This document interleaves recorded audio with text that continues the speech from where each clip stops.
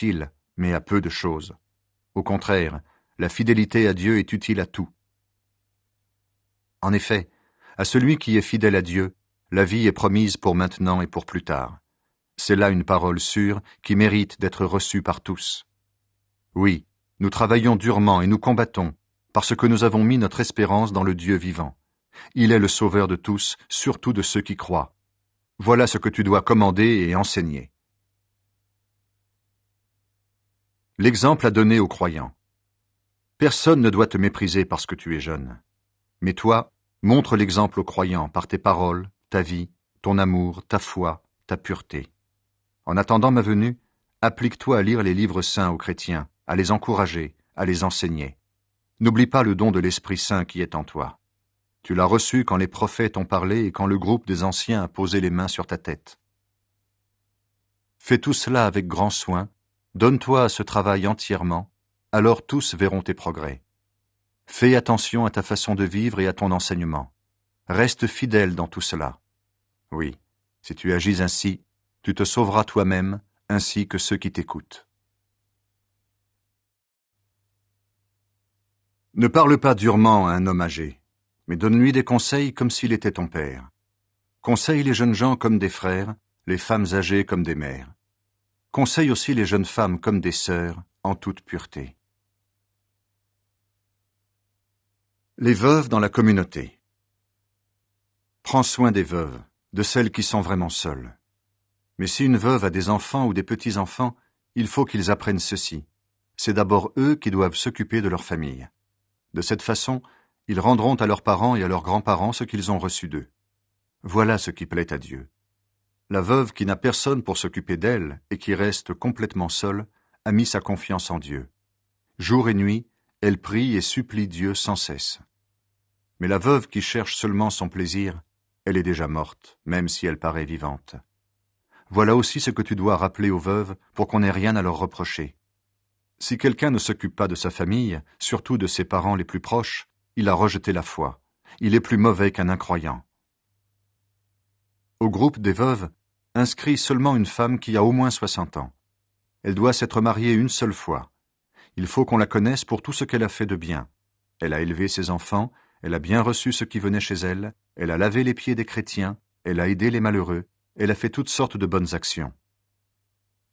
Mais n'inscris pas les veuves qui sont jeunes. En effet, quand leur désir les éloigne du Christ, elles veulent se remarier.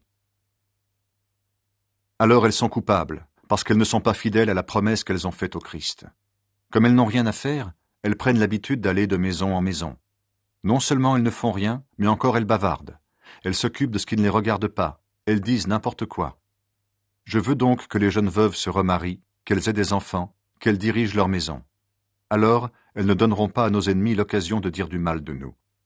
En effet, il y a déjà quelques veuves qui se sont perdues en suivant Satan.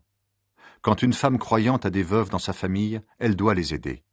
Ainsi, l'Église n'aura pas à s'en charger et elle pourra aider les veuves qui sont vraiment seules. Les anciens dans la communauté. Quand les anciens dirigent bien l'Église, ils méritent de recevoir un salaire double.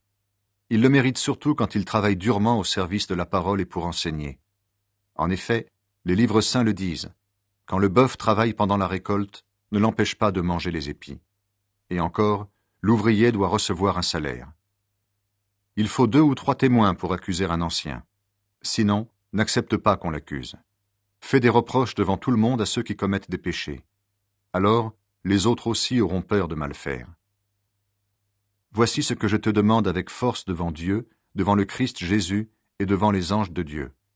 Respecte tout cela sans être injuste, sans faire de différence entre les gens. Ne te presse pas de poser les mains sur la tête de quelqu'un. Ne participe pas au péché des autres. Toi-même, garde-toi pur. Ne bois pas seulement de l'eau. Prends un peu de vin à cause de ton estomac, puisque tu es souvent malade.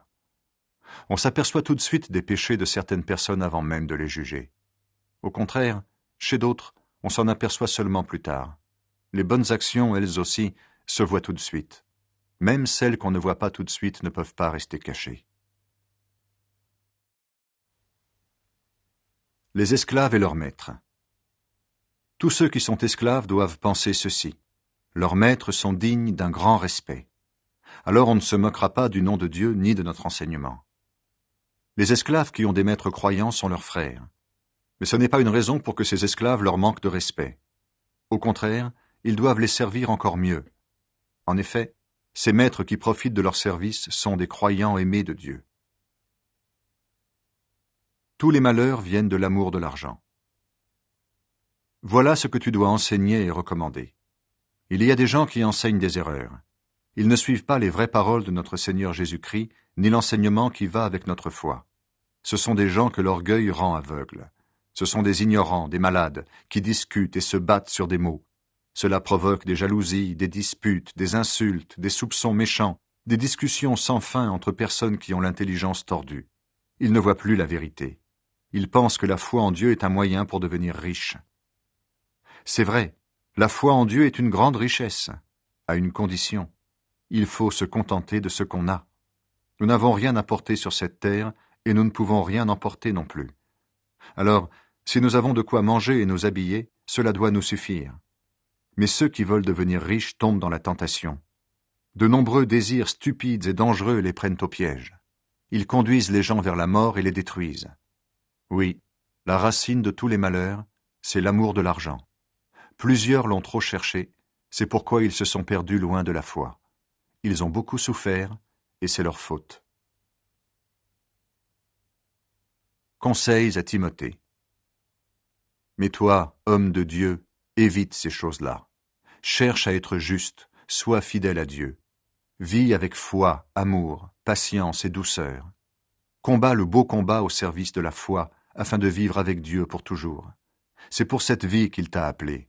Tu as reconnu cela le jour où tu as affirmé clairement ta foi devant beaucoup de témoins. Et maintenant, je te donne un ordre en présence de Dieu qui donne la vie à toutes choses.